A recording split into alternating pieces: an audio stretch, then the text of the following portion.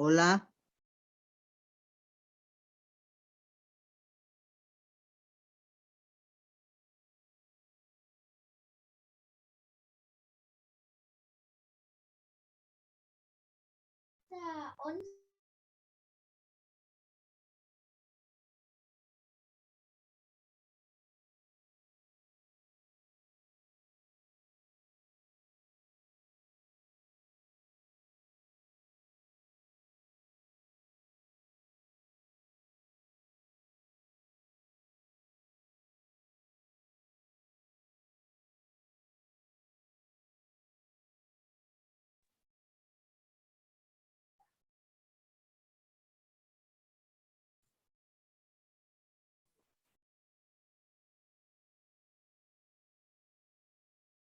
Bueno, buenas noches a todos, ¿qué tal? Son las 20 horas del jueves 19 de agosto. Estamos empezando la reunión de Buenas hoy, noches, doctor. donde vamos a tratar todos los... Profesor, que tenga el micrófono del MIT apagado.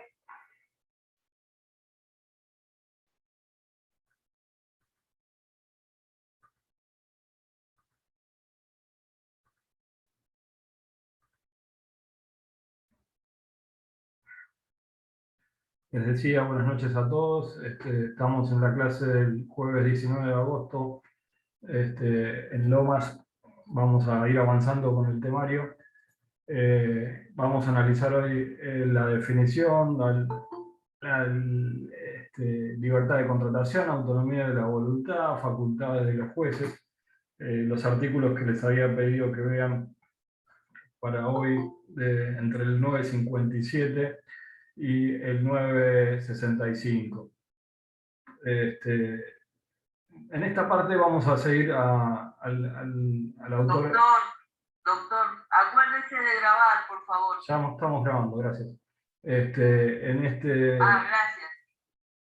En esta parte vamos a seguir al doctor Stiglitz en la parte esta, en la parte de doctrina, un extracto de un libro que está subido ya a las carpetas sugeridas. Como regla de convivencia habíamos pactado que en lo posible, por favor, no usen el chat. Lo vamos a utilizar para el presente y vamos a plantear todas las cuestiones relacionadas con los trabajos prácticos al finalizar la clase, por favor. Entonces, y vamos a dar la intervención ordenada por aplicación, como veníamos haciendo en los encuentros anteriores. Les pido por favor entonces que no usen el chat en Google Meet, en YouTube y en Zoom hasta que les pida por lo menos a los de Zoom que den el presente. Bueno, entonces, hasta acá habíamos analizado los presupuestos económico, comercial que planteaba Gersi y el presupuesto normativo. Vimos la evolución del derecho de los contratos y la evolución de los últimos tiempos del derecho civil argentino hasta desencadenar el cuadro normativo actual. Y la clase pasada estuvimos analizando un poco el cuadro normativo de la materia. Del derecho a los contratos, perdón. Entonces vamos a adentrarnos, pese a ser la cuarta clase, recién lo estaríamos haciendo hoy, en definir nuestro contrato. Ya estuvimos dando pautas para hacerlo, estuvimos dando elementos para construir esa definición y sin perjuicio de eso, nuestro texto 2015 tiene una definición contenida en el 957. Obviamente esta definición, en el marco de una norma, en algunos casos los especialistas en técnica legislativa son reacios a que se incluyan definiciones en las normas, en los textos legales. Pero acá el codificador optó por incluir una definición en el 957, una definición que a la postre es parecida a la que había establecido Vélez, aún mejorada en su redacción en algunos aspectos que íbamos a mencionar. Entonces, el artículo 957 empieza en la parte de contratos, el título de contratos, hablando obviamente en primer término de los contratos en general. Fíjense que estamos hablando en el artículo, a partir del artículo 957 del título segundo, que está llamado contratos en general, ¿sí? Estos contratos en general van a ser definidos en el primer artículo de esta parte del código, en el artículo 957, el primer artículo de todos, de los que vamos a analizar hoy y de los que tenemos que ver en esta materia.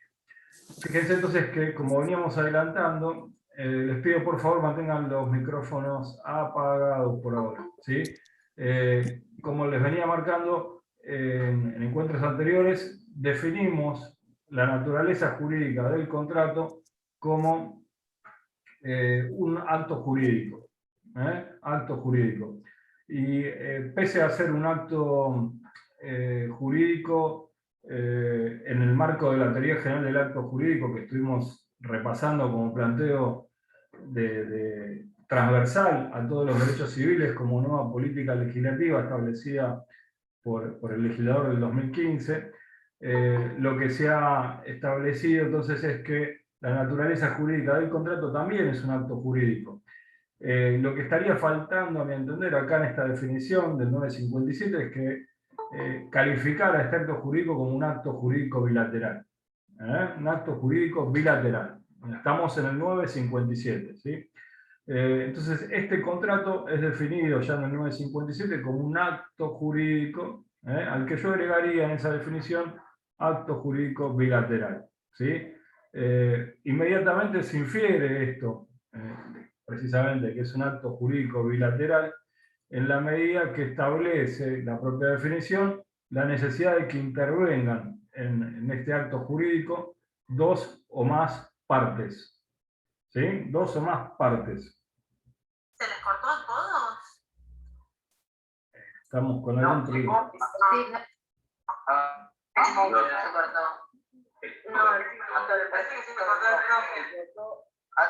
Un segundo, por favor, un segundo, por favor. Mantengan los micrófonos apagados y si pueden apaguen sus cámaras para no ocupar tanta banda en el Google Meet, ¿sí? Pero estamos acá. Por favor, mantengan los micrófonos apagados y las cámaras apagadas en el Google Meet. Gracias. Bueno, estamos con un problemita en el Google Meet, estamos tratando de reconectarnos. Mientras Si tanto, apagan las cámaras, capaz que se destraban. por favor, mantengan las cámaras y micrófonos apagados en el Google Meet. Gracias. Doctor, Vamos a seguir avanzando. Para hacerle una consulta. Sí, por favor. Disculpe que lo moleste, pero el último formulario no me llegó por lo menos a mí al mail y quería saber. Acabo de decir, Yamila, por favor, que al final de la clase de hoy vamos a analizar la temática de los trabajos prácticos. He recibido 55 emails respecto a los trabajos prácticos. Al final de la clase lo vemos, ¿sí? Estamos hablando, tenemos una clase de una hora y pico hoy. Si nos ponemos a hablar de los trabajos prácticos, ustedes se quedan sin la parte del aporte de hoy. Me parece que no es el momento, Yamila. Un poco de paciencia, por favor. Bien. Entonces estamos, vamos a desconectarnos y volver a conectarnos en el Google Meet.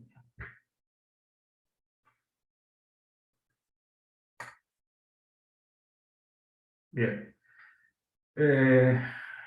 Estábamos entonces en el 957 en la definición, viendo la necesidad de que este acto jurídico sea bilateral. Esto se infiere, decía, en la imposición que establece el propio artículo cuando habla de que el acto jurídico bilateral va a requerir la intervención o participación de dos o más partes, ¿sí? Entonces, en este aspecto ya empezamos a ver la mejora en la redacción respecto al Código de Vélez, en la medida que se establecen distintos aspectos de la redacción que han mejorado. De hecho, una crítica que se le hacía habitual al Código de Vélez era que en este aspecto la antigua definición de contrato refería acerca de dos o más personas.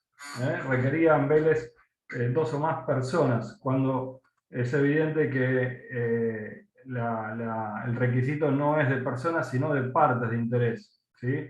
Si hablamos de partes de interés, ahora vamos a hablar, a ver qué queremos decir con esto.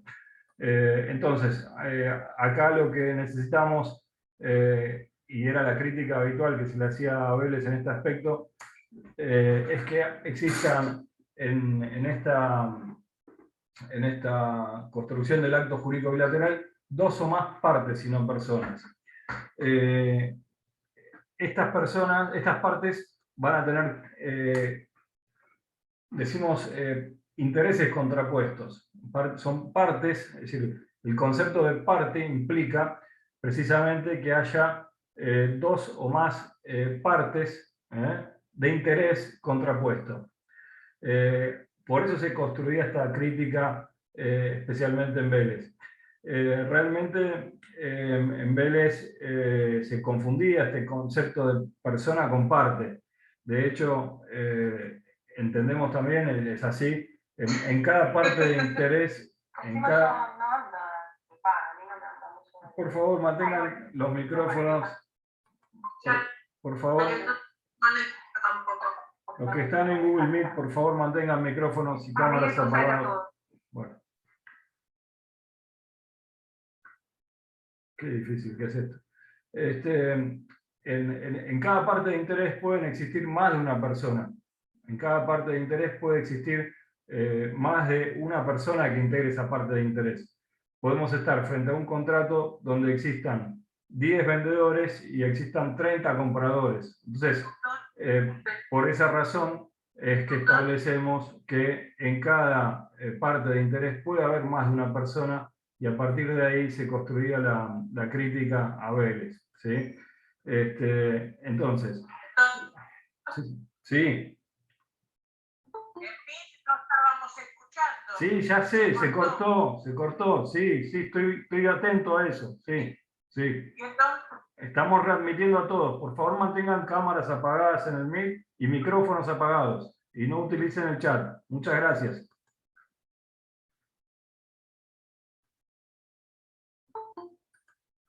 Entonces, a partir de la crítica que se le hacía a Vélez en la redacción de la vieja definición del Código Civil, se altera esa redacción, se mantiene en la base, se mantienen los aspectos principales, pero se altera la redacción y se pasa a hablar de partes. En las carpetas compartidas les he subido unos fallos relacionados con el concepto de parte, ¿sí?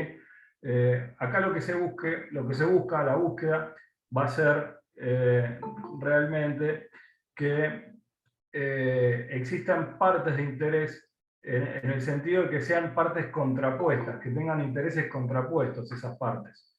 En ese sentido, dos partes de interés que sean direccionadas en el mismo interés no van a ser contradictorias, y con lo cual no podrían integrar un contrato y formar ese acto jurídico bilateral.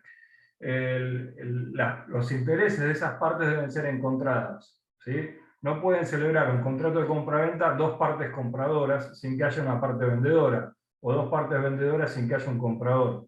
En ese sentido, las partes de interés van a tener que ser, contrapuestas, ¿sí? Ahí les marco yo entonces, relacionados con este tema de parte, vieja doctrina de la Corte Suprema de la Nación, que tienen las subcarpetas, la primera subcarpeta en lectura sugerida, con el fallo Park Davis versus Compañía Argentina, y Torres con Canmar, ¿sí? Torres con Canmar. En esos dos fallos se evidencia el significado que arrastraba ya la doctrina civilista antes del 2015. Son fallos no precisamente nuevos, sino son doctrina tradicional, compartida por la doctrina jurisprudencial, compartida por la doctrina especializada, en el sentido de que entonces esas partes en un contrato deben mantener sentidos opuestos, si estamos tratando de regular un contrato de compraventa, decíamos, no podemos tener dos partes compradoras, sino que tenemos que tener un comprador y un vendedor. Entonces, en este momento, siendo 8:15, 20:15, les pido a los que están en el Zoom pongan presente en el chat, y lo mismo a los que están en YouTube en este momento. Gracias.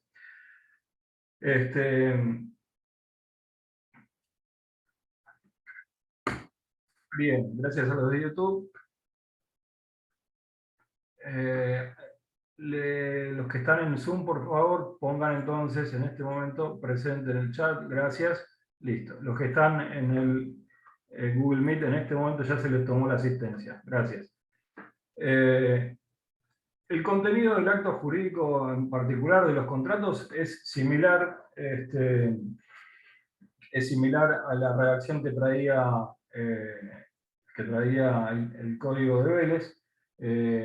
Se ha ampliado cuando habla de la parte de extinguir relaciones jurídicas patrimoniales. Acá la invocación del tema patrimonial no es tampoco inocente. Después vamos a ver que está evidentemente relacionado con el tema de el objeto de los contratos. Esa invocación a relaciones jurídicas patrimoniales. ¿Sí? Entonces hablamos de un acto jurídico bilateral, en definitiva, integrado por dos o más partes, no personas. Por favor, vayan ayornando la definición a la nueva redacción de la definición del código, y marcando por qué esta diferencia entre personas y parte. Utilicen esos dos fallos que les estoy proporcionando para que vean la diferencia entre personas y partes a partir de esa jurisprudencia. Y a partir de ahí, entonces, estamos con la posibilidad de que este acto jurídico sea destinado a crear, regular, modificar, transferir o extinguir relaciones jurídicas patrimoniales. ¿Sí? Ahí tenemos entonces la construcción de nuestra definición. ¿Sí? La construcción de la definición. Bien, ahí está. Preguntas en el Zoom hasta acá. Sí, doctor, si podría repetir los fallos. Uno era Torres con Carmat y el otro. En la subcarpeta de lectura sugerida, en la subcarpeta 1. Ok, gracias. Profe, una pregunta. Cuando hablamos de naturaleza jurídica del contrato, podemos decir entonces que, viendo la definición de este artículo, que es un acto jurídico bilateral patrimonial. No, no hace falta patrimonial, al igual que en los actos jurídicos, limitate a acto jurídico bilateral. ¿Sí? No hace falta aclarar que es patrimonial porque, como les decía, esa referencia al tema patrimonial no es inocente. No es inocente, ya que con el tema objeto vamos a revisar de vuelta el tema ese patrimonial, y ahí viene la necesidad de que haya una patrimonialidad en el acto jurídico.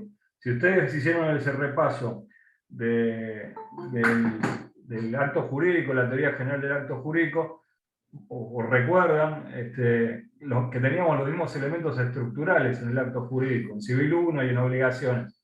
Teníamos que tener objeto, causa y consentimiento. Y el objeto tenía que tener contenido patrimonial. ¿Se acuerdan de eso? ¿Les suena? En Civil 1 y en obligaciones había que tener un contenido patrimonial. ¿Sí? Entonces ese contenido patrimonial hace referencia a un contenido económico, a una cuestión económica, y por eso se incorpora en este 1137 el tema de la patrimonialidad. Pero como naturaleza jurídica, Juliana, nos limitamos al tema acto jurídico bilateral, la aclaración de bilateral, para diferenciarlo especialmente de la parte de teoría general del acto jurídico que corresponde al Civil 1.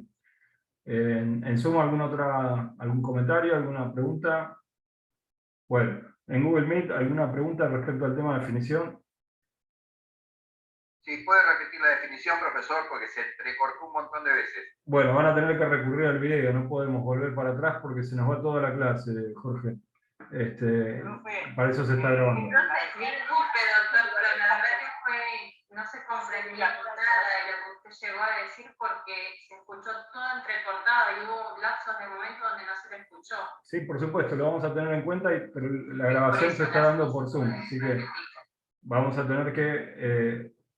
no podemos repetir todo de vuelta, llevamos 20 minutos de charla y no podemos realmente volver para atrás, por eso se está grabando por Zoom y van a poder acceder al video por Zoom.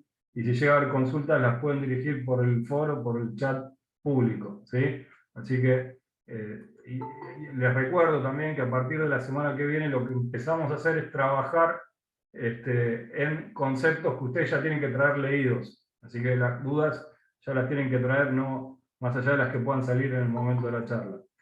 Bien, si no tienen en concreto algún comentario, avanzamos entonces con el segundo artículo. Con respecto al 950, al artículo siguiente, al 958 directamente. Fíjense que acá está en el 958 haciendo alusión a conceptos que ya hemos traído, porque acá lo que hemos hecho fue, en primer término, construir la estructura del acto jurídico bilateral, y a partir de esa estructura hemos estamos analizando el marco normativo en el cual se da esa estructura. Entonces empezamos a relacionar conceptos que ya estuvimos charlando la semana pasada, los encuentros anteriores, los vamos a ir relacionando con el texto normativo en particular. Y acá cuando hablamos de libertad de contratación, lo que estamos tratando es de hacer una invocación a la autonomía de la voluntad, precisamente. Nosotros acá habíamos analizado el fenómeno de la contratación como un ejercicio de un derecho o garantía de raigambre constitucional, a partir del derecho de la propiedad, a partir del derecho de circulación de las personas, a partir del ejercicio del propio consentimiento, conceptos ya que tienen raigambre constitucional y, si se quiere, también convencional, porque muchos acuerdos internacionales refieren a las facultades de contratar. Entonces este 958 nos establece esta autonomía de la voluntad. Relacionamos el 958 con el ejercicio de la autonomía de la voluntad. Entonces acá el artículo, nosotros también habíamos hablado cuando hacíamos esa introducción de estructuras y conceptos, habíamos hablado de tipos de normas, habíamos hablado de normas disponibles, indisponibles, normas imperativas, habíamos hablado del orden público, mencionamos también el ordenamiento jurídico, lo describimos, ¿sí? En este 958 se menciona entonces que las partes van a ser libres para celebrar un contrato, es decir, precisamente para ejercer su autonomía de la voluntad. ¿Y cómo lo van a hacer ese ejercicio de la autonomía de la voluntad? A través de la determinación del contenido de ese contrato que están diagramando, que están celebrando las partes.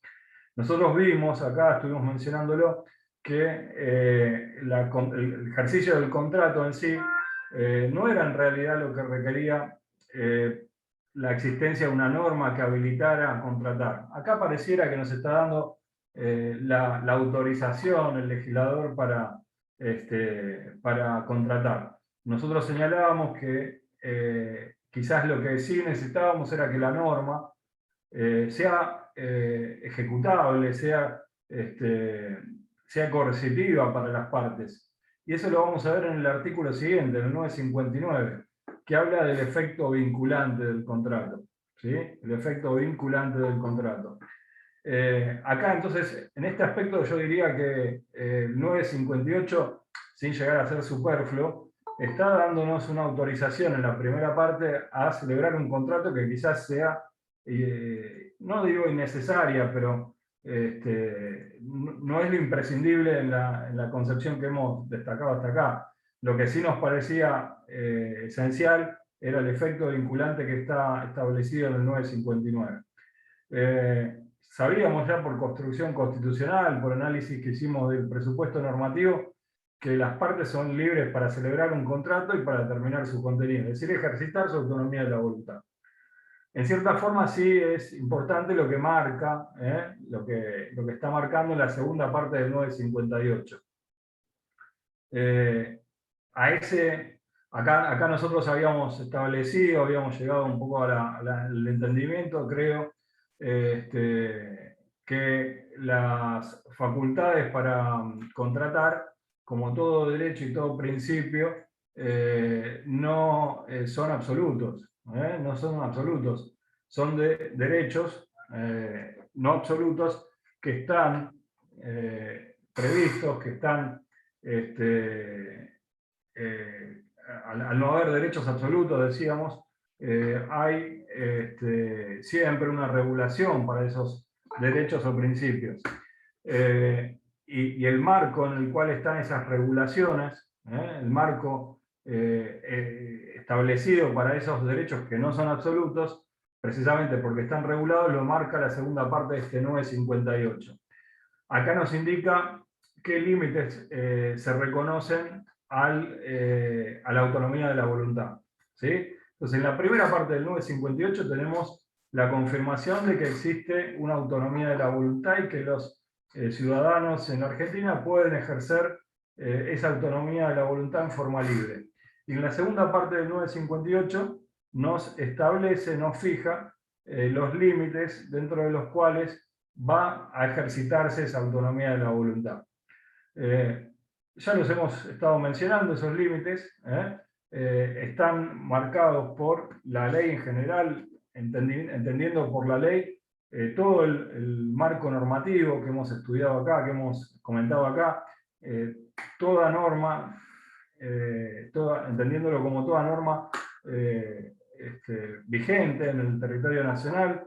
Ya hablamos de temporalidad de las normas, lo mencionamos, el artículo 7, y acá hicimos un análisis y una mención de el control de convencionalidad, tomando como punto de partida ya no la Constitución, sino las convenciones a las que la Argentina se ha adherido y ha aceptado, sí, la Constitución Nacional, constituciones provinciales, leyes de orden nacional, provincial, de orden local, una ordenanza municipal, y normas que surjan de las propias, los propios organismos administrativos, que incluso pueden integrar un poder ejecutivo.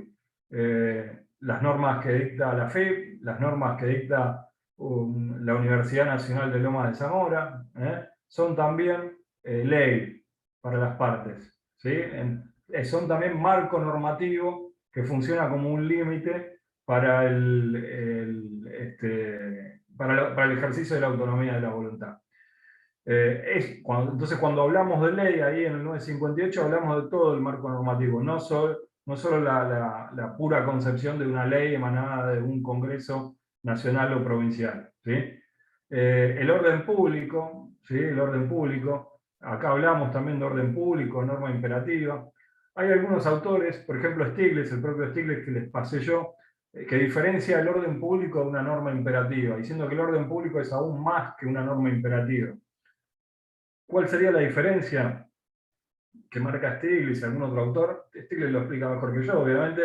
Van a ver que Stiglitz dice el orden público iría algo un poco más allá que una norma imperativa, porque el orden público está relacionado con el interés general de la ciudadanía. El orden público lo asocia con el interés general.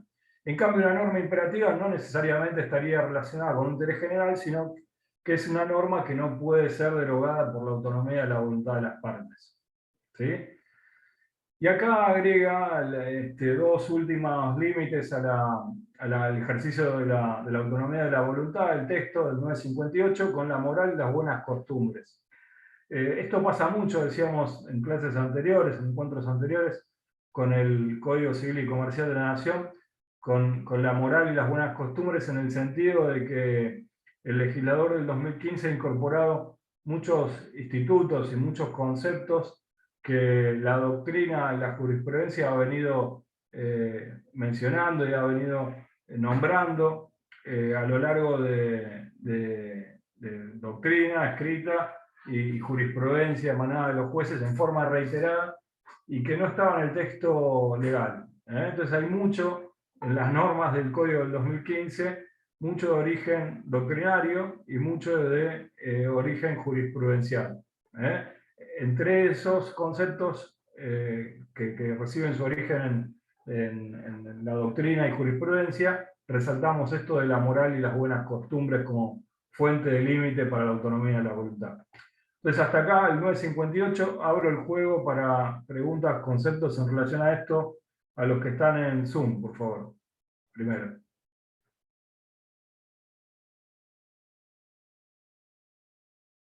¿Estamos? Bueno. En Google Meet, ¿algún comentario? Estamos en el 958.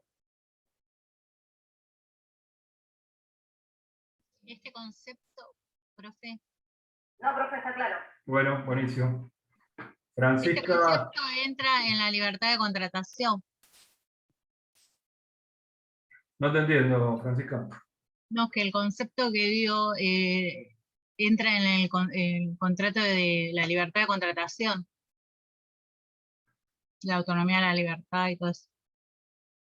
Sí, Y la por moral eso. y la buena costumbre. El título del artículo 958, si yo la recomendación humilde que les hago es que tengan el Código Civil y Comercial abierto delante de ustedes, por lo menos en el encuentro de hoy. Si ves el título del 958 es libertad de contratación. Y yo lo que estoy tratando de mostrarles es que el título y el contenido del 958 se relacionan en realidad con la autonomía de la voluntad. Entonces, si son de escribir los libros y los códigos, yo al lado del 958, Francisca, pondría autonomía de la voluntad, porque es el artículo que está haciendo referencia La autonomía de la libertad. a la autonomía, a la posibilidad de contratar y ejercer esa facultad, ese principio, esa garantía constitucional, llevándola a la práctica como herramienta, que es el contrato, bajando a la realidad, al comercio, al mercado, a la sociedad, ese hecho económico imponible que habla Gersi, ejercitando esa herramienta para contratar. ¿Cómo? A través del ejercicio de la autonomía de la voluntad. Sí, relacionamos la terminología libertad de contratación con ejercicio de la autonomía de la voluntad. El concepto clásico que ya existía en Vélez y que la doctrina ya reconocía desde Vélez. ¿Sí? Entonces, el consejo es tengan abierto el código para seguir esta charla de hoy. Bien, avanzamos, entonces pasamos al artículo siguiente. La idea es analizar el bloque del 957 al 965 para cerrar la primera carpeta de la materia, con los temas de definición, de presupuestos, estructuras, evolución, facultades, autonomía y demás. El 959, entonces relacionando esto del 958 que marcábamos recién con el 959, establece el efecto vinculante. Acá de vuelta hacemos referencia, como hicimos referencia en el encuentro anterior, hacemos referencia a la concepción de una norma que nos trasladaba Kelsen con la teoría pura del derecho, diciendo que una norma involucra la necesidad de una sanción para el incumplimiento. Entonces, si no tenemos una sanción aparejada para el incumplimiento de un contrato, el contrato dejaba de ser obligatorio y perdía el sentido de ser. Era una expresión de fe, una expresión de voluntad que en la práctica no iba a tener consecuencias jurídicas. Y lo que buscamos precisamente es la consecuencia jurídica a la obligación. Acuérdense que habíamos tratado de relacionar el concepto de celebrar un contrato con la autodeterminación. Hay mucho en el Código Nuevo, no solo en materia de contratos, sino en otras ramas del derecho, respecto de la autonomía de la voluntad, el ejercicio de la autodeterminación, el ejercicio de la capacidad de celebrar actos. ¿Sí?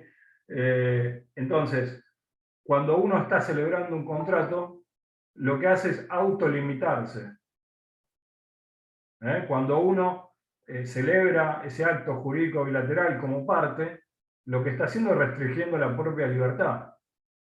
¿Por qué? Porque se está comprometiendo a algo que podrá ser, como estudiaron el cuatrimestre pasado seguramente, o el anterior, una obligación de hacer, de dar sumas de dinero, dar cosas. Entonces, cuando uno celebra un contrato, uno se limita a sí mismo, porque compromete una acción. Esa acción va a tener alguna naturaleza de las que estábamos mencionando, una obligación de hacer, de no hacer, de dar cosas, de dar suma de dinero. ¿Sí? Entonces, esa autolimitación que viene de la mano del ejercicio de la autonomía y la voluntad carecería de sentido, carecería de todo sentido si ese efecto, si esa autolimitación no tiene aparejado una sanción para el incumplimiento.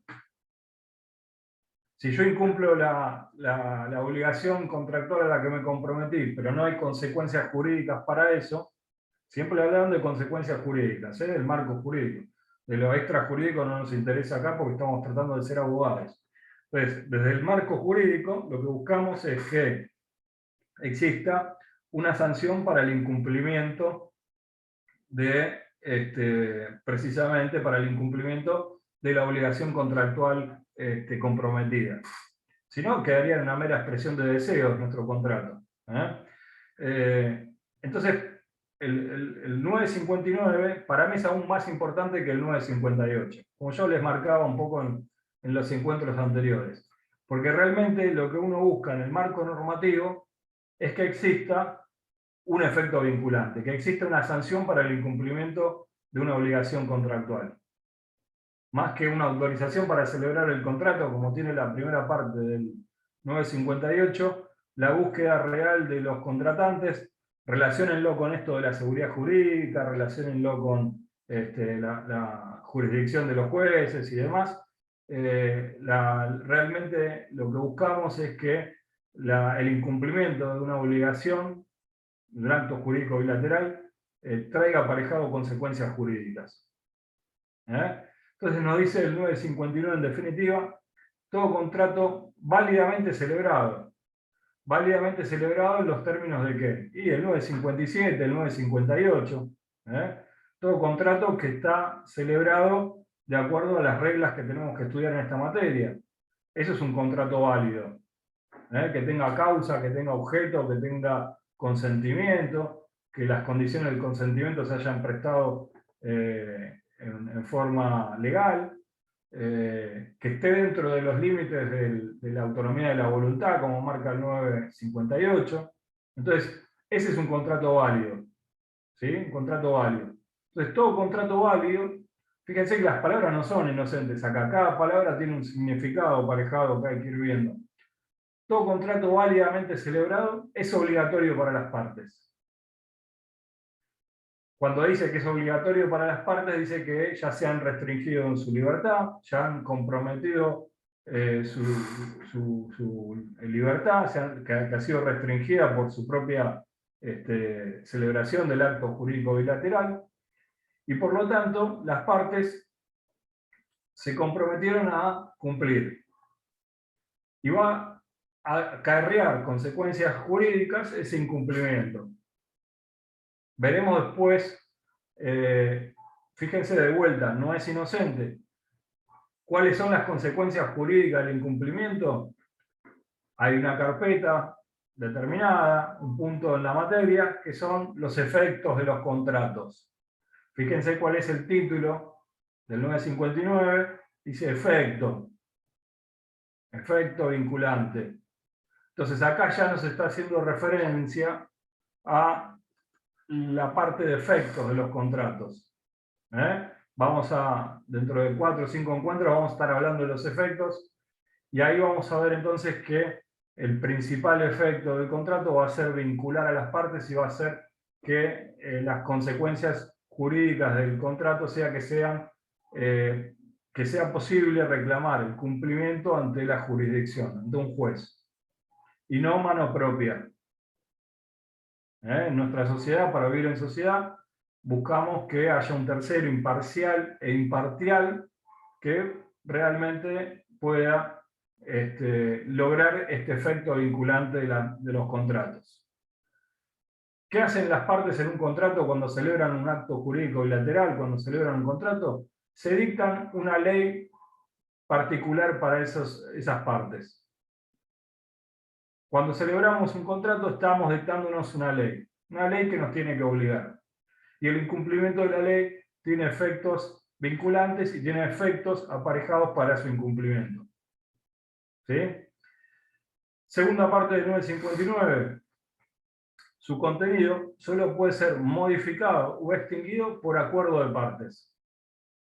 Celebramos un contrato, tracemos de vuelta una línea en el tiempo, celebramos un contrato, ese contrato está destinado a perdurar en el tiempo hasta que se produzca la extinción de ese contrato. La extinción esperada de los contratos, desde tiempos de Vélez, y como vimos en encuentros anteriores, siguiendo la premisa pacta sunt servanda, es que los contratos nacen para ser cumplidos. Entonces la expectativa social es que ese contrato haya nacido, produzca sus efectos y en algún momento se extinga por cumplimiento o vencimiento del plazo. Es uno de los mecanismos de extinción natural. En el medio puede haber otras formas de extinción que veremos después. Ya las estuvimos mencionando también. Ahora, durante la vida del contrato, es decir, luego del nacimiento y antes de la extinción del contrato, el contrato puede ser modificado.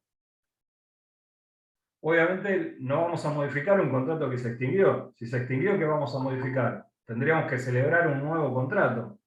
Entonces, cuando nos habla del 959 de la posibilidad de modificarlo, tendría que ser en la etapa comprendida entre el nacimiento del contrato y la extinción, antes de la extinción.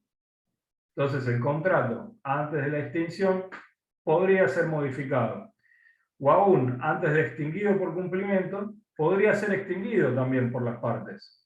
Pero fíjense que de vuelta acá nos habla de acuerdo de partes. Acuerdo de partes. Esto está implicando, yo les pido volver al 957, la parte final. Fíjense la última acción que propone el 957.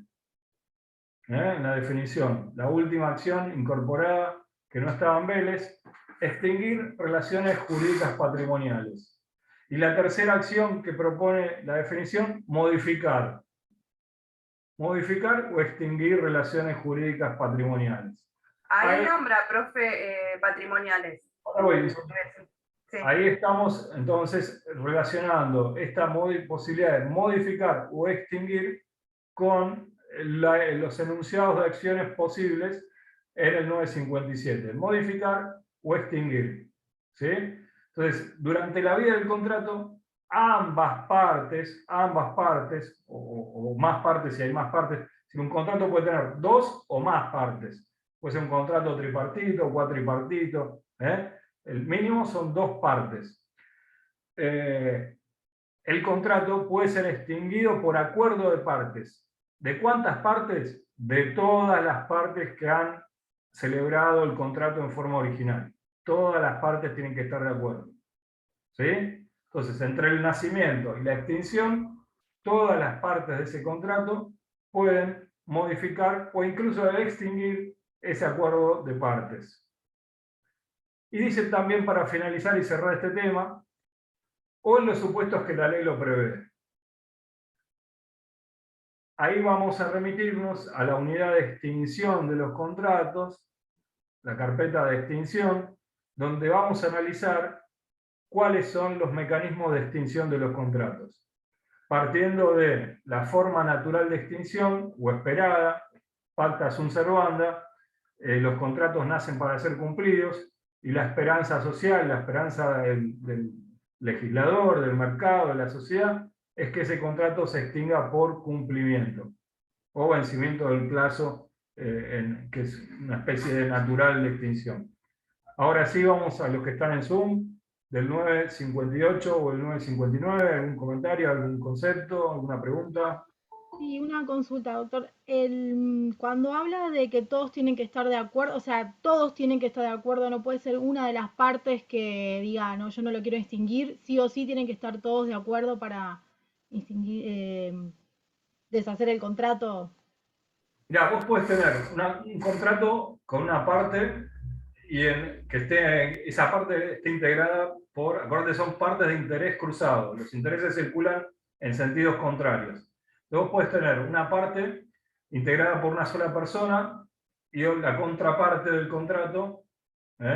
Contraparte no en el sentido procesal de que exista un conflicto necesariamente, sino que los intereses son contrapuestos. Por eso hablamos de contraparte en el contrato. Intereses cruzados. Vayan a los dos fallos después. Entonces, en la otra parte puedes tener varias personas, por ejemplo, 3 personas. Entonces, de repente durante la vida del contrato, si se pudiera, si en el negocio jurídico establecido, Noelia, se pudiera, vos vas a tener que, supongamos, que teníamos, en mi caso a la izquierda, no sé si la pantalla la tienen ustedes, en mi mano izquierda tenemos un vendedor y tenemos 3 compradores. Y el vendedor decide con el comprador A extinguir el contrato. Pero el contrato va a seguir vigente, va a seguir vivo porque hay 2 compradores más. Si se pudiera, porque el tipo de negocio jurídico lo permite extinguir respecto de una de las personas que integra la contraparte, podrían extinguir. Pero el contrato seguiría vigente porque hay 2 personas más que integran esa contraparte.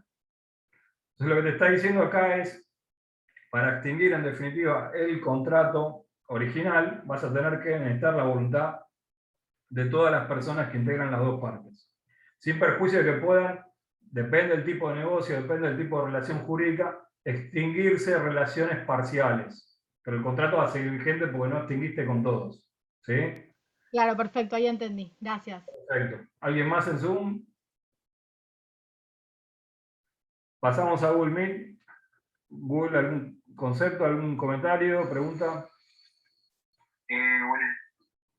Buenas tardes. Buenas tardes. Profe. Cuando usted, el código dice todo contrato válidamente celebrado será obligatorio para las partes. Válidamente celebrado significa que con los elementos estructurales para que sea válido. Sí, por eso. La clase que viene, el martes, vamos a estar viendo causa y objeto. El otro jueves seguramente consentimiento. Entonces, vos vas a estar analizando en esas carpetas ya seguramente en estos días para estar listo para el martes. Cuando hablamos de causa, objeto, consentimiento, forma y demás, estamos hablando de un montón de normas que incluyen esos presupuestos que estructuramos en esos conceptos de causa, objeto, consentimiento y para ver si forma. Entonces, dentro de cada uno de esos presupuestos necesarios, vas a encontrar distintas reglas que hay que cumplir para que ese contrato sea válido.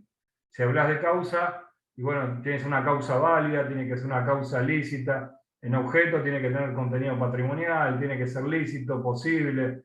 En consentimiento tiene que haber sido prestada la voluntad con discernimiento, intención, libertad, sin violencia. En forma se tiene que cumplir la forma establecida por el legislador en los contratos que son formales solemnes. A eso nos referimos con contrato válidamente celebrado. Cumpla con los requisitos de validez. Muchas gracias. De nada. ¿Alguien más? No levanten la mano porque no llego a ver todo. Prendan su micrófono y en la medida que se pueda. Ahí veo un escudo de Lanús, lamentablemente. Veo un escudo de Lanús, lamentablemente, en el Google que está empezando a hablar. Bueno, vamos a separar las cuestiones de barrio y vamos a permitirle preguntar por esta vez. Pero Sí. vamos a ver al amigo de Lanús, ¿qué dice? Voy a poner el escudo verde y blanco acá yo para dar clase. Las normas supletorias. ¿Cómo, Facundo?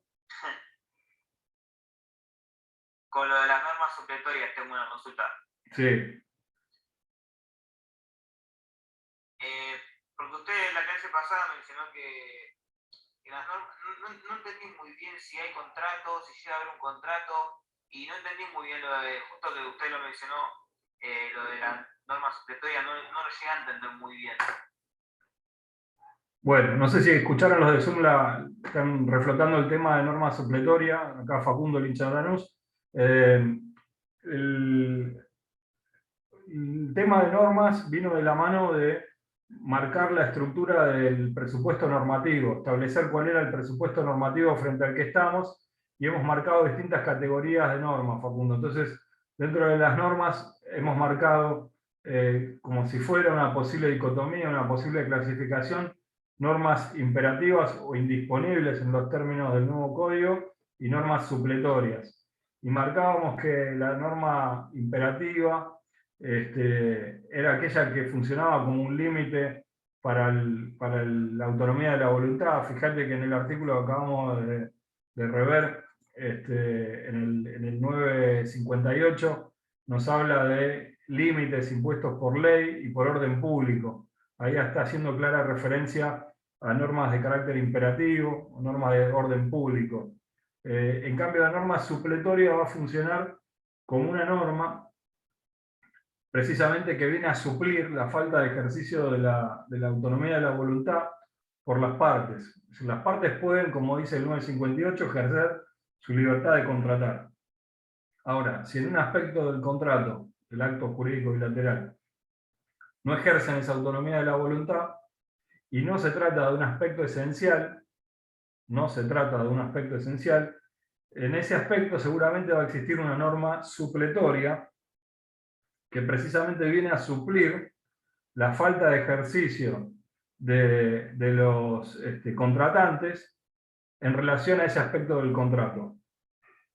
Entonces, el legislador estableció normas supletorias para el caso de que las partes no hayan definido alguna cuestión o algún aspecto del contrato y que ese aspecto no sea esencial. Porque si no cumplieron con un elemento esencial, lamentablemente el contrato no va a poder llegar a definitiva, no va a poder concretarse. A ver, si en un contrato de compraventa las partes no definen, por ejemplo, una cuestión esencial como sería la identidad de la cosa, no dicen qué es lo que están comprando y vendiendo, no puede haber una norma supletoria que falte o que venga a reemplazar la voluntad de las partes. Porque es una cuestión esencial para el contrato de compraventa que las partes identifiquen qué es lo que quieren comprar y vender, sobre qué objeto quieren transferir el dominio. En cambio, si en un contrato de compraventa las partes omitieron fijar el domicilio de competencia para el caso de conflicto ante un juez, vimos el encuentro anterior, te invito a rever el video, vimos que había normas supletorias para ese aspecto no esencial del contrato. ¿Sí? En Stiglitz, en esta parte que tienen el artículo subido, está subido un código comentado en estos aspectos del 957 al 965 por Stiglitz en la primera carpeta, trata el tema de normas imperativas, normas supletorias, orden público y orden imperativo. ¿Sí? Los invito a revisar esos textos. No sé, Facundo, si con eso estamos repasando lo que preguntabas. Sí, perfecto. ¿Y Bueno. el contrato entonces se realiza o no? Para que un contrato sea tal, volvemos y sigan grabándoselo, este concepto inicial que queríamos marcar en los primeros encuentros. Para que un contrato exista se tienen que dar los presupuestos. Por eso son presupuestos, supuestos previos, presupuestos estructurales, presupuestos esenciales. Sin esos presupuestos no hay contrato. Entonces, para que exista contrato o acto jurídico bilateral, necesitas causa, objeto y consentimiento. Los tres coincide toda la doctrina nacional. Y Gersi te suma un cuarto elemento estructural que es la forma. Sí, Facundo, te escuchamos. Sí, si la supletoria lo que hace es reemplazar en caso sería de un incumplimiento. No, incumplimiento no. Reemplaza una norma en cada. Si un aspecto del contrato no fue establecido por las partes y ese aspecto no es esencial, vos vas a poder reemplazar, suplir ese aspecto del contrato con distintos tipos de orden normativo. Las fuentes del derecho, costumbre, ley, analogía, ¿sí? Hay toda una carpeta que vamos a ver que se llama interpretación de los contratos. Y en esa interpretación de los contratos hay una función que es la integración. Entonces vos, si querés ahondar en este tema, andá a su carpeta y empezá a ver un poquito el tema de interpretación. ¿Sí? Pero para que exista el contrato tenés que cumplir con todos los elementos esenciales. Bueno, buenísimo. ¿Alguien más en Google Meet? Bueno, avanzamos entonces. Perfecto. Seguimos entonces con el artículo siguiente. A mí no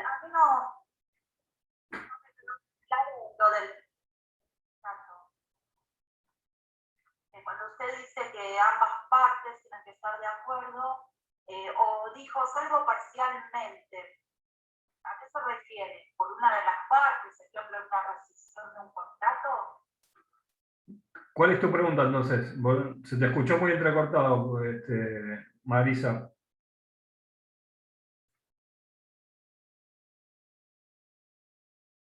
Sí, mi pregunta es, cuando usted dice, se refiere a la extinción del contrato, que ambas partes deben estar de acuerdo. Usted dijo salvo que se estiman relaciones parciales. ¿A qué se refiere? Por ejemplo, que una de las partes rescinda en un contrato. No, porque una compañera, Noelia, había preguntado en el Zoom si vos podías extinguir sin estar de acuerdo todas las partes del contrato. Entonces hicimos un supuesto donde había en una parte supuesta vendedora una persona que lo integraba y en una contraparte compradora 3 compradores. Y hablamos de la posibilidad de extinguir una relación jurídica entre el comprador y uno de los compradores y el vendedor. Pero el contrato seguía vigente y seguía existiendo porque había 2 compradores que no estaban extinguiendo con el vendedor. ¿Me entendés? Entonces, si se puede por el tipo de negocio jurídico, podrías vos extinguir parcialmente el contrato o la relación jurídica entre una de las partes y la otra, pero el contrato seguiría vigente, porque lo que te pide el artículo es que para extinguir el contrato, yo te pido que veas, no sé si lo tenés adelante, para extinguir el contrato lo que te pide el 959 es que haya acuerdo de partes. No te dice acuerdo de alguna de las partes, dice acuerdo de partes, todas las partes. ¿Sí? Después vamos a ver en extinción las posibilidades de extinción parcial, o rescisión, o resolución, o revocación, y vamos a ir diferenciándolas. Pero acá lo que te está pidiendo para extinguir antes del cumplimiento natural del contrato es el acuerdo de todas las partes. Modificado o extinguido por acuerdo de todas las partes, quiere decir ahí. ¿Sí? Los supuestos excepcionales vienen en la última parte cuando dice o en los supuestos que la ley lo prevé. Que ahí pueden ver extinción, revisión, rescisión, teoría de la imprevisión, un montón de supuestos extra que dejémoslo para más adelante, pues eso es hacia el final de la primera parte general. Bien, tratemos de avanzar, vamos al 960, facultades. Una última pregunta. Sí. Así como se puede extinguir parcialmente el contrato, como usted dijo, ¿podemos incorporar a nuevos integrantes al contrato si no está finalizado? ¿Hace falta un día como para que termine ese contrato? Sí, fíjate, Marianela creo que sos, fíjate que te dice el 959, modificar. Modificar. Entonces, cuando hablas del 959 de modificar el contrato, una de las formas de modificar el contrato sería incorporando nuevas personas a alguna de las partes. Entonces, sería una forma de modificar. Modificar o extinguir por acuerdo de partes. Evidentemente, si 2 personas que integran 2 contrapartes han celebrado un contrato, para incorporar un tercero van a necesitar el consentimiento de vuelta de todas las partes del contrato. Lo que les estoy marcando entonces es por acuerdo de partes, quiere decir de todas las partes. O los supuestos que la ley lo prevé, los supuestos especiales, las excepciones. Pero en este momento no les puedo dar todas las excepciones porque tendría que darle toda parte general. Las vamos a ir viendo. Facultad de los jueces, 960. Dice, los jueces no tienen facultades para modificar las estipulaciones de los contratos. Los jueces no tienen facultades para modificar las estipulaciones de los contratos. Esto es clave hacia el ejercicio de del derecho de propiedad, la garantía constitucional de la propiedad, de la libertad de contratación, del ejercicio de la autonomía de la voluntad. Fíjense, y ya adelantamos un artículo, el 965, el último de este bloque que queríamos ver hoy. El 965 establece que los derechos resultantes de los contratos integran el derecho de propiedad del contratante. Esto no lo dice el legislador del 2015, esto lo dice de tiempo lejano la Corte. Esto lo dice la doctrina de tiempo lejano.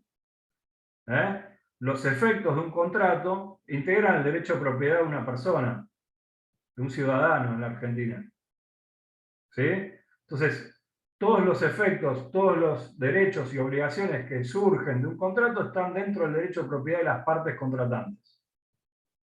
No es un capricho, esto es una faz práctica del derecho y la garantía del derecho a la propiedad, del derecho a la libertad, a la contratación, a la circulación. ¿Sí? Entonces, no puede un juez modificar un contrato. Principio general que nos tenemos que grabar. Con modificar nos está diciendo ponerse a analizar lo que han celebrado las partes. Lo que los jueces podrán hacer, y lo vamos a ver en interpretación, es rectificar un contrato, integrar un contrato o interpretar un contrato, conforme las reglas del derecho. Pero el principio general es que los jueces no tienen para con el contrato la facultad de modificarlo. Porque eso sería meterse en el aspecto privado de las partes, en el aspecto del ejercicio del derecho a la propiedad, de la libertad y el ejercicio de la autonomía de la voluntad. Y nos continúa diciendo, a partir de esta regla genérica que nos tenemos que grabar, los jueces no tienen facultad para modificar un contrato, nos plantea el artículo las excepciones a este principio general. Primera excepción, cuando la ley autoriza a ser modificado el contrato. O en el supuesto de que en forma manifiesta, ¿sí? En forma manifiesta, se afecte el orden público. Vamos al último aspecto, que es el más claro. Siempre cuando nos vamos al extremo en los derechos, estamos más claros que en la parte del medio. Si se le presenta a un juez, como dijimos acá en algún caso extremo, práctico, una demanda por incumplimiento de un contrato de transporte de cocaína por el país, y el transportista incumplió el contrato y no entregó la mercadería, y a alguien se le ocurre llevar esa demanda ante un juez, el juez va a decir, momento, este contrato está alterando el orden público, es contrario al orden público.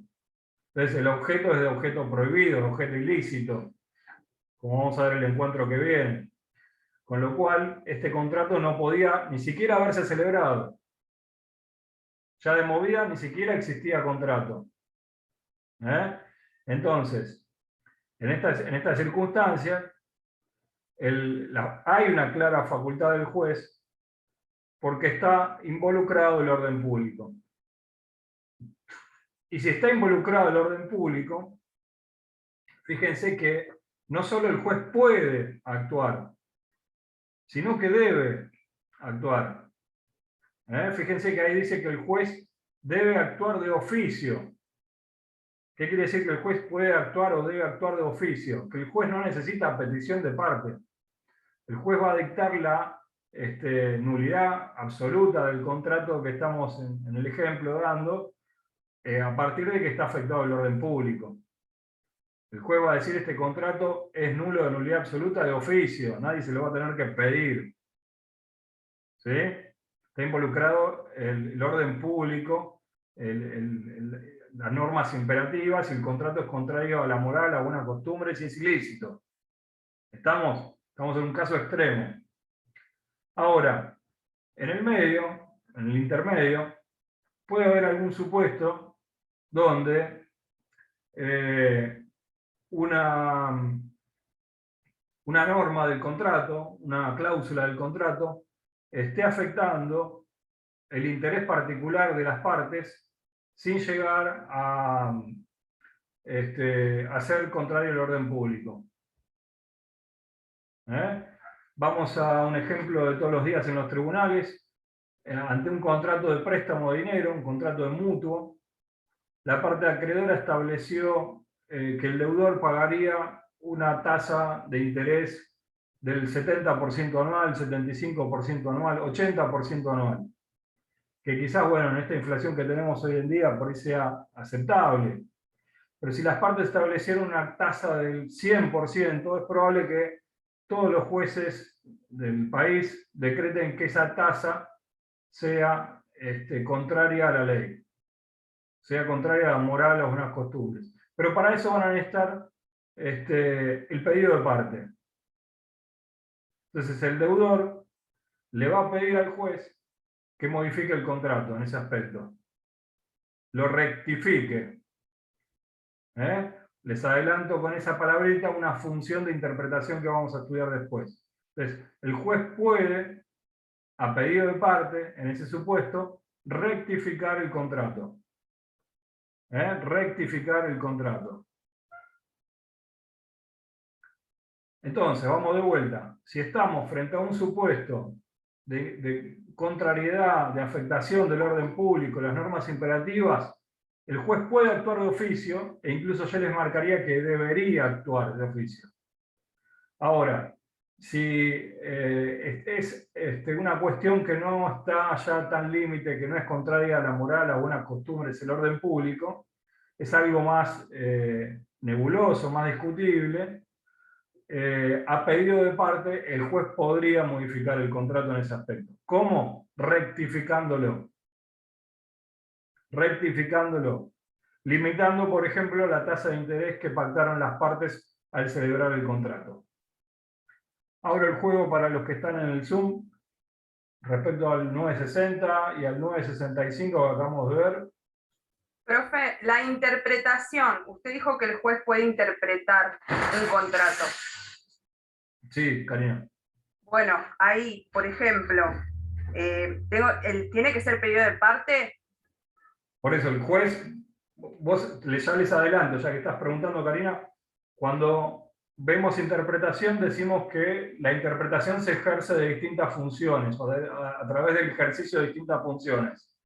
A ver, no solo los jueces interpretan, las partes también están interpretando lo que han suscrito.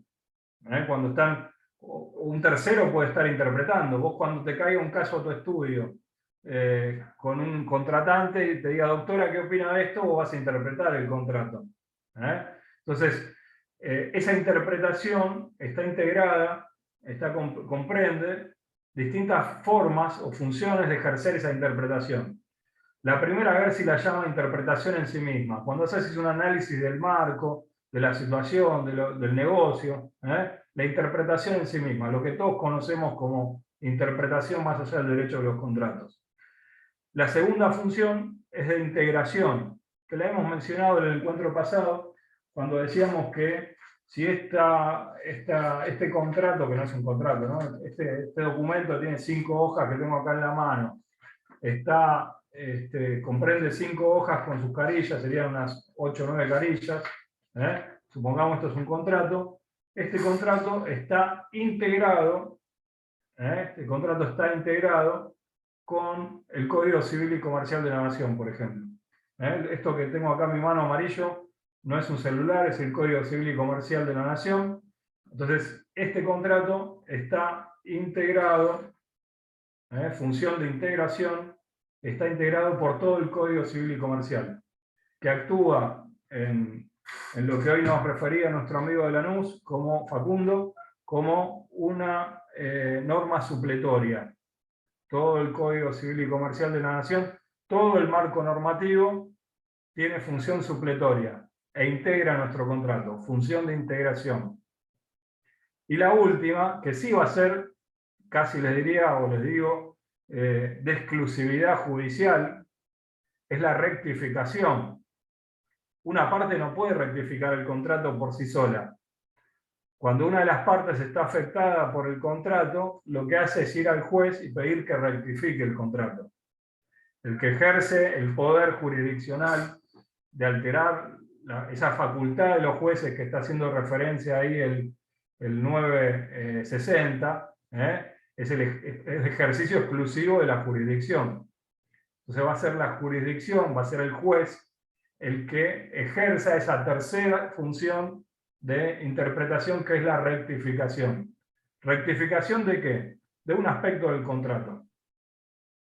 Y como una función previa, y no los quiero marear, puestos en interpretación, un paso previo a la nulidad.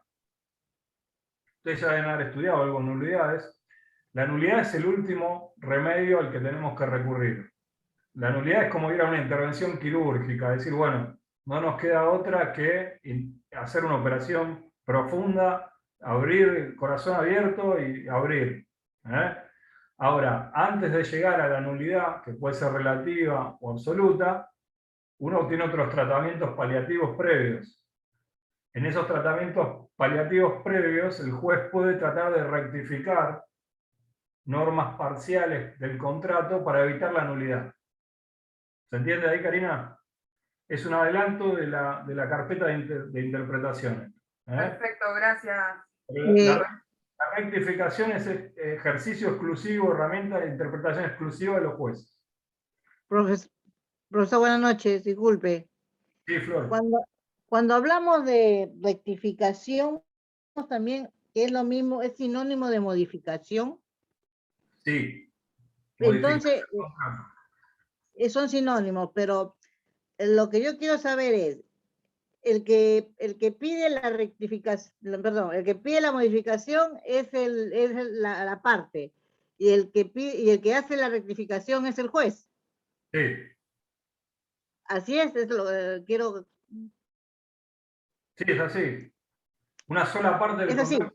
No puede modificar una sola parte del contrato. No, todas las partes. Eso no, comprendí. Está bien. O lo modifican las dos partes de común acuerdo, o un tercero imparcial e imparcial, que es el juez, a través de la rectificación. Bueno. Las dos partes se ponen de acuerdo, pueden modificarlo. Acordate ahí, Flor, cuando el artículo 959 te dice que el contenido del contrato puede ser modificado por acuerdo de partes. Está. Entonces, el contrato o lo modifican todas las partes de común acuerdo o lo modifica el juez por rectificación. Gracias. ¿Alguien más en Zoom? Doctor, una pregunta. Sí. Por rectificación solamente una de las partes la puede pedir al juez. Cuando una de las partes se ve afectada. Sí, la parte interesada en modificar esa cuestión va a pedir la rectificación del juez. Por ahí lo piden las dos partes en distintos aspectos, no sé. Procesalmente se pida más de una parte. O más puede ser que la pidan las dos partes entonces. Sí, rectificación. Estás hablando de términos procesales, a ver, en un proceso quién puede pedir qué, ¿no? Puede darse que lo pida más de una persona dentro de una parte. Ok, gracias. Bien, ¿alguien más en Zoom? Un segundo, por favor, un segundo. ¿Alguien más en Zoom? Bueno, ahora sí, pasamos a Google Meet. Sí, entonces el juez es el que hace el saneamiento del contrato, sería así, ¿no? Yo no hablé de saneamiento. Saneamiento de contratos es otra cosa. No hablé de saneamiento en ningún momento. Es otra cosa, estoy confundida entonces. En ningún momento nombramos saneamiento, porque saneamiento es una función en efectos que después la vamos a ver. No hablé de saneamiento. Le hago una consulta. Sí, Julián. Esa rectificación que hace el juez a pedido de parte, ¿eso entra dentro de lo que serían daños y perjuicios al pedido? No necesariamente daños y perjuicios. Vos antes de un daños y perjuicios... directamente lo pide. Por eso, vos, daños y perjuicios ya es un extremo. Vos podés hacer un cumplimiento de contrato sin reclamar daños. El daño tiene distintas formas y distintas personalidades. El daño puede ser pedir los intereses punitorios, intereses moratorios. Vos podés pedir el cumplimiento del contrato, vos podés pedir la resolución del contrato. Después veremos, cuando veamos la teoría de la responsabilidad contractual, qué es lo que podés pedir ante un incumplimiento. Ahora, de ahí en más, no hablemos de daños, ni nos metamos en derecho procesal. Acá vos vas a poder pedir, vos por ahí te interesa el negocio jurídico. A vos como deudor, vos te interesa pagar la deuda en dinero que tenés. Pero vos le decís al juez, señor juez, yo quiero pagar la deuda, de hecho le deposito al juez la plata, acá está lo que debo de capital, pero me están pidiendo de tasa de interés el 100% anual, y eso es cercano a la usura. Entonces le pido al juez que rectifique el contrato, sin hablar de daños, rectifique el contrato y disminuya el monto del interés fijado por las partes a lo que está hoy dentro de la moral y las buenas costumbres, que puede ser algo cercano al 70%, con una inflación del 50% en el país. Entonces, vos no necesariamente vas a ir al daño. Ya sé que ustedes, acá en la facultad, los ponemos en toda la facultad de Derecho, creamos abogados destinados a litigar y a buscar el daño. Pero hay cosas intermedias, hay mediación, hay conciliación, hay rectificación, hay búsqueda de cumplimiento. Hay otras soluciones que no son ir a la definitiva del daño y perjuicio o resolución. Claro. ¿Alguien más en Google? Si había ese auto como esa carátula de que no sea daños y perjuicios. La carátula es tema procesal, acá no nos vamos a meter en la cuestión procesal. En carátula del juicio, háblenlo en procesal, a ver qué pueden hacer. ¿En Google Meet alguien más? Sí, buenas noches. Ya uno, por favor. Perdón. Alejandra. Gracias, profesor. Buenas noches. Buenas noches. ¿Me podría explicar nuevamente, por favor, la vinculación que hay entre el artículo 960 y 965? 960 ya. El 965 es algo que venían diciendo los jueces, decíamos, la doctrina genérica, los efectos de los contratos integran tu patrimonio y como tal tienen raigambre constitucional. Como vos celebraste un contrato, los efectos de ese contrato son parte de tu patrimonio, porque son acreencias patrimoniales que vos podés reclamar. Y eso no lo dice el legislador del 2015 de vuelta, lo dice la Corte desde siempre y lo dice la doctrina desde siempre, antes del 2015. Entonces, ese 965 lo relacionamos acá con la garantía constitucional del derecho de la propiedad, el ejercicio de contratar, la libertad, y por esa razón es que los jueces no pueden modificar un contrato. Eso fue lo que dijimos. Sí, Alberto, te escuchamos.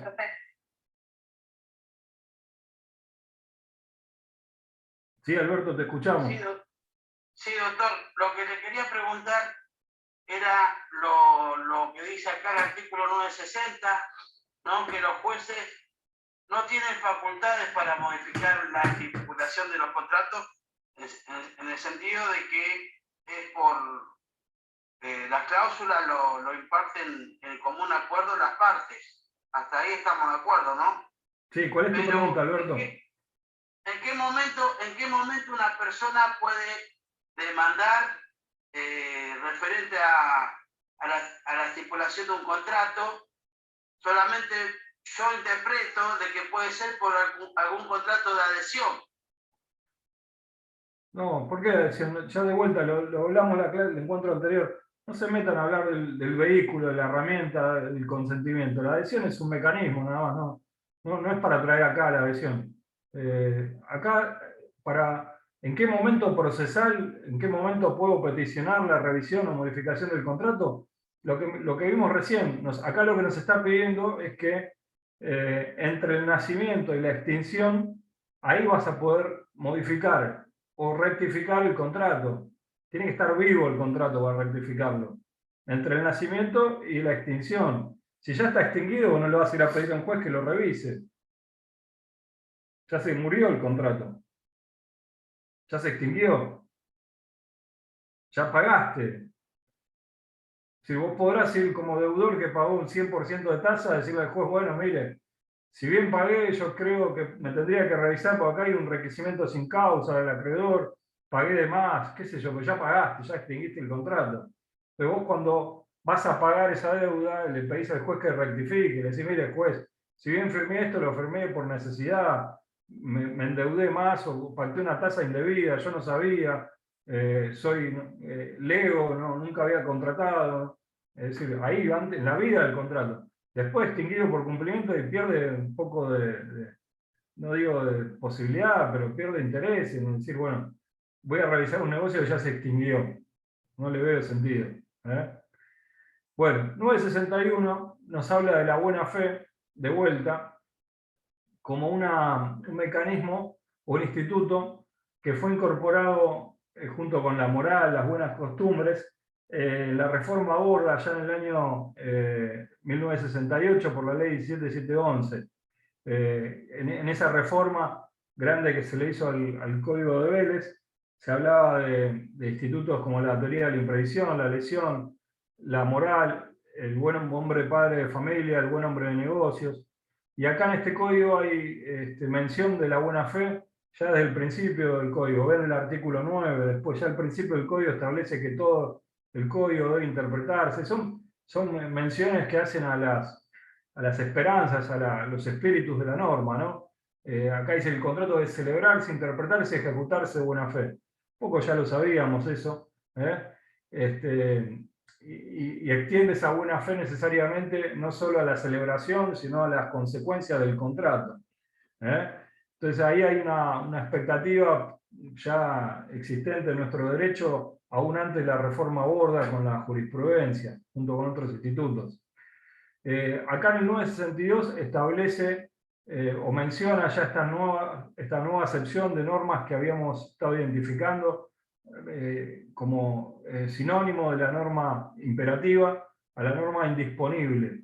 La norma indisponible como sinónimo de norma imperativa, en la parte final del 962, cuando nos establece entonces que la autonomía de la voluntad va a reconocer como límite la norma imperativa, la norma indisponible, porque precisamente la autonomía de la voluntad frente a una norma imperativa no puede disponer de la autonomía de la voluntad, ¿sí? No se puede negociar, no se puede acordar más allá de la autonomía, más allá del orden imperativo, del orden indisponible. Las normas legales relativas a los contratos son supletorias de la voluntad de las partes. Ahí va todo el marco jurídico, como veníamos viendo, como preguntaba hoy Facundo, creo que era. A menos que de su modo de expresión, de su contenido, de su contexto, resulte su carácter indisponible. ¿Qué quiere decir esto? Que de la propia letra de la ley va a surgir si una norma es indisponible o no. De la propia letra de una ley va a surgir si esa norma es imperativa o no, o si es de orden público. ¿Por qué? Porque seguramente el legislador lo diga en forma expresa y en forma lisa y llana. Y por ahí esa norma, ya en su artículo primero, va a decir, esta ley es de orden público, esta ley tiene carácter imperativo. El propio legislador lo va a decir en la ley. Y si no lo dice en forma expresa, quizás resulte de la forma en que está redactada. Porque el legislador puede decir, el contenido de esta norma es obligatorio para todos los ciudadanos y personas que quieran celebrar tal tipo de contrato. Entonces no dice que es de orden público, no dice que es indisponible, no dice que es imperativa, pero se deduce de la forma en que está redactada la norma. Ya vimos, y tienen a Stiglitz ahí explicando qué es una norma indisponible, imperativa, qué es el orden público. Los invito a ver eso. Y el 963 establece un orden de prelación de normas. Hasta acá vimos qué es el orden, qué es el presupuesto normativo, cómo está integrado. Y acá nos establece un orden de prioridad para integrar esa pirámide convencional, ya no constitucional, que habíamos mencionado, el presupuesto normativo, cómo está ordenada esa pirámide constitucional o convencional. ¿Cuál norma prevalece sobre tal otra?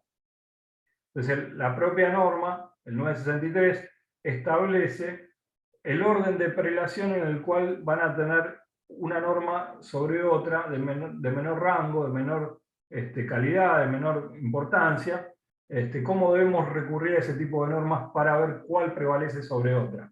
No tiene mayor complejidad, creo yo. Ahora les abro el juego a ustedes después de ver el 964. Y el 964 nos empieza a dar reglas que vamos a repasar después cuando veamos la interpretación. Hoy ya estuvimos dando algo de interpretación. Y ya la primera palabrita del 964 hace referencia a esa función de interpretación que estuvimos mencionando y adelantando hoy, cuando nos habla de la integración del contrato. Y nos dice que nuestro contrato, por eso venimos estos 3 encuentros primeros analizando todo el marco normativo, nos dice que nuestro contrato no es solamente, como les marcaba hoy, la fría letra de nuestro documento, de este contrato que yo tengo acá en la mano, que tendría 8 o 9 carillas. Nuestro contrato no está integrado solamente por las cláusulas de este contrato. Nuestro contrato, nuestro documento, está integrado, o dentro de ese contrato están integrados, como marcábamos hoy, todas las normas indisponibles, inciso A, todas las normas supletorias, inciso B, y todos los usos y prácticas del lugar de celebración, inciso C. Es decir, todas esas son fuentes del derecho que están integradas en el negocio jurídico, en el acto jurídico bilateral que celebraron las partes. ¿Se entiende esto? Los que están en Zoom, algún comentario de estos últimos 3 artículos que vimos? ¿Alguna pregunta? De lo último, profe, dijo que estaban integradas por las normas indisponibles y qué más. Jessica, si tenés abierto tu código delante, vas a tener en el inciso A las normas indisponibles, en el inciso B las normas supletorias, y en el inciso C los usos y prácticas del lugar de celebración, te menciono. Todo ese conjunto de fuentes del derecho integran el texto del contrato, no solo la fría letra de las cláusulas. Es más, piensen no en un contrato escrito, piensen en un contrato celebrado en forma verbal. Ni siquiera hay en un contrato celebrado en forma verbal, que hoy por hoy es el más cotidiano de todos los contratos que celebramos, no hay forma escrita, no hay un texto. Entonces, ese negocio jurídico, ese contrato, ¿cómo está integrado? Por todas las fuentes del derecho que están mencionadas ahí. Ni siquiera hay un instrumento escrito ahí. ¿Se entiende? Los que están en Zoom, ¿algo más? Los que están en Google Meet.